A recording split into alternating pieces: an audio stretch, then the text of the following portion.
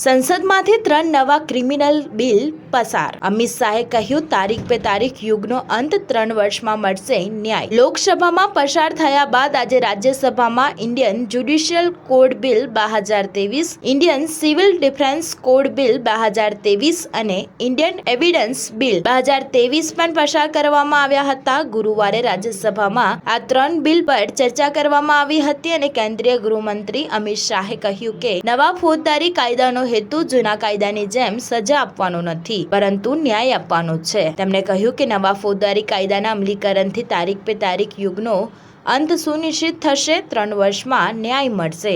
गृहमंत्री अमित शाह શું કહી રહ્યા છે તે સાંભળો. हमने कहा था मान्यवर, न्याय मिलने की गति बढ़ाएंगे, कानूनों को सरल बनाएंगे, कानूनों को भारतीय बनाएंगे और न्यायिक एवं न्यायालय प्रबंध व्यवस्था को सुदृढ़ बनाएंगे.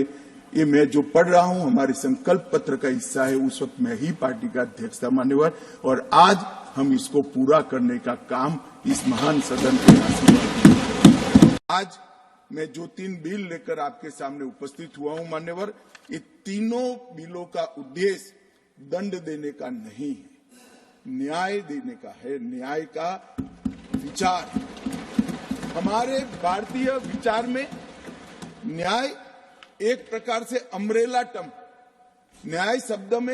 स्टार न्यूज़ 7 हमेशा सच्चाईनी साथे.